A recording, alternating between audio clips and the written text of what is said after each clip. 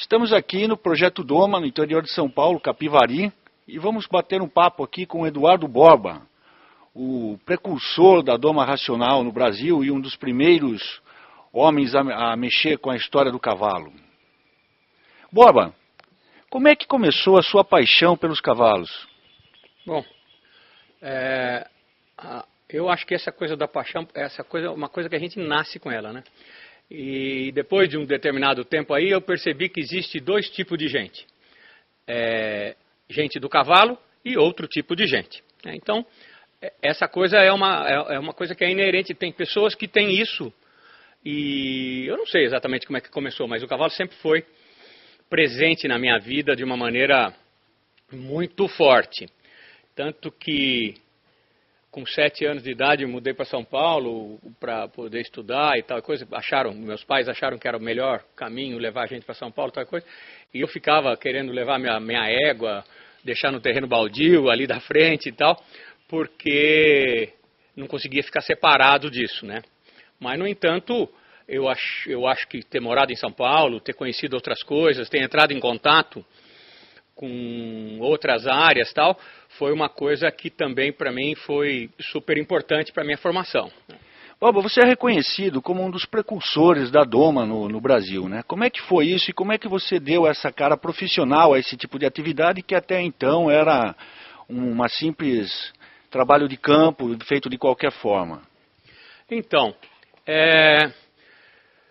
depois que eu fiquei adulto, eu achei que eu queria viver disso. Eu achava que eu era a única coisa que, sei lá, eu acho que eu tinha um desajuste social tão grande, tão forte, que eu não conseguia me enquadrar em nada, né? Eu tentei um monte de coisa, fui vendedor da Barça, fui aprendiz de gerente de banco, fiz economia e tentei entrar nessa área, mas nunca consegui. E de repente vim morar na fazenda, vim trabalhar aqui, e fazenda de cana é uma atividade que tem muito... Dá para ter bastante tempo livre, né? Então, no meu tempo livre eu mexia com os cavalos, eu fazia aula de equitação clássica na época paulista, uma vez por semana, e fui mexendo com isso porque o cavalo sempre me chamava muito a atenção e tudo.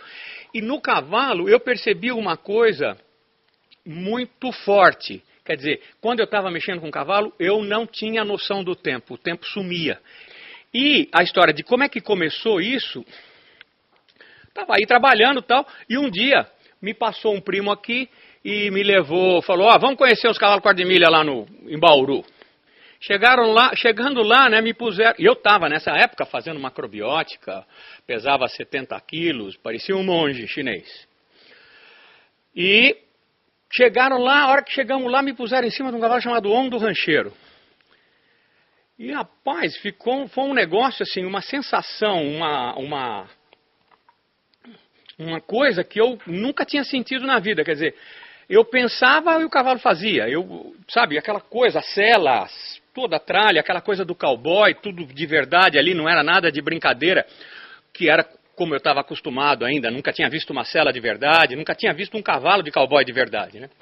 Aquilo me deixou completamente louco, tanto que eu saí de lá, na hora que eu fui almoçar, já tomei cerveja na hora do almoço, já comi coisas, já saí fora daquela dieta restrita que eu estava, tudo, né? Quer dizer, aconteceu uma coisa que me desestabilizou completamente, emocionalmente, e eu parti para uma outra coisa, e que eu acho que foi a grande decisão da minha vida nesse momento, e falei, bom, vou viver disso. Quer dizer que o cavalo então mexeu com a sua cabeça? Total, não mexeu só com a minha cabeça, mexeu com tudo, mudou tudo, porque foi uma coisa de dentro. Não era uma coisa que eu tinha controle, é uma coisa que eu não tinha controle nenhum.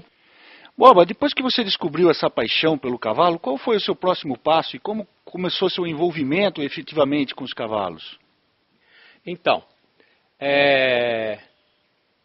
a partir daí, eu comecei a perceber que eu precisava, nessa época toda, em paralelo com a história do cavalo, né, eu tinha também uma coisa que tinha mexido muito comigo, era essa história, Elvis Presley, Beatles, Rolling Stones, toda essa coisa da contracultura emergindo, né, saindo, o movimento dos hippies, e todo esse negócio me pegou muito também, né.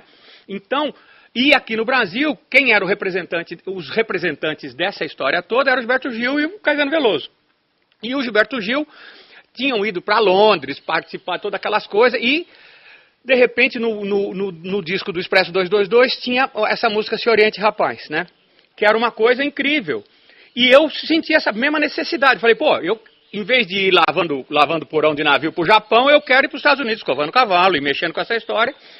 E fiz essa música fez essa ponte.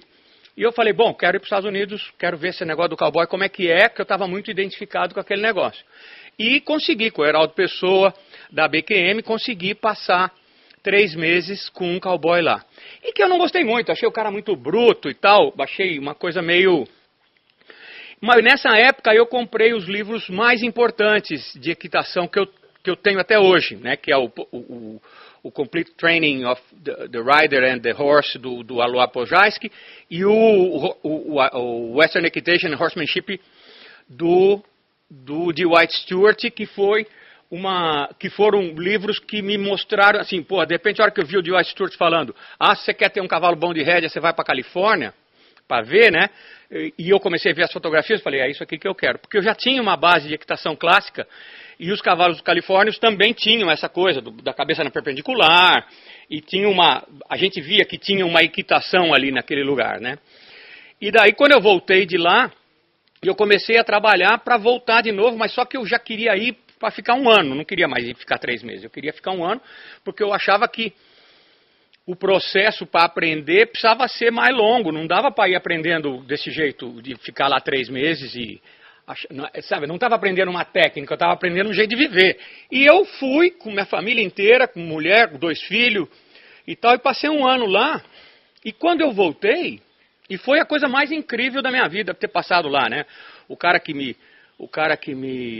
era meu patrão e meu professor, meu mentor, tinha uma tradição de 5 gerações de cavalo na família, e tinha uma vivência incrível, e a coisa mais importante que ele me ensinou é essa coisa de segurar o temperamento, né? Quer dizer, esse cara tinha todas as razões para ser uma pessoa de temperamento descontrolado. E ele era uma coisa incrível. Eu nunca, nesse ano inteirinho que eu passei lá, com todas essas coisas, eu nunca vi esse cara perder o sorriso montado a cavalo. Não é muito fácil você perder o temperamento com o cavalo, porque você começa a tentar fazer uma coisa e aquela coisa não acontece, e você já acha que o cavalo não quer fazer aquilo e que ele está teimando, e não é nada disso que acontece. O cavalo nunca teima, né? O que acontece é que ou ele não compreendeu, ou ele está confuso, ou ele não foi ensinado. E é nisso que a gente precisa acreditar. Isso, antes, eu já estava mais ou menos alinhado com esse pensamento nessa época, que depois que eu vim conhecer Ray Hunt, Tom Dorrance, esses caras todos, isso ficou cada vez mais claro, né? Então, o Tom Dorrance é um das pessoas mais incompreendidas de todo o cenário equestre, moderno, hoje, popular. Porque quando a Millie Hunt escreveu o livro dele, né, nunca ninguém consegue, toda vez que eu comento o livro dele, todo mundo fala, mas não dá para entender aquilo. Claro que não dá, né? Porque se você não for uma pessoa acostumada a pensar e a fazer uma introspecção, você não vai entender nada do livro dele mesmo. E o livro dele não é um livro para você ler e acabar de ler. É um livro para você ficar abrindo, né? Sempre ficar abrindo, olhando, lendo, vendo uma coisa, vendo outra. Quer dizer, um dia eu dei de presente para o Tiago Salles Gomes esse livro, e ele me ligou de volta e falando assim, esse aqui é o professor do futuro. Eu falei, mas por quê? Porque ele ensina a gente a pensar. Obrigado, Borba, por essa aula sobre os cavalos. E você que está nos assistindo, o Bob estará conosco todas as semanas falando sobre a filosofia da doma.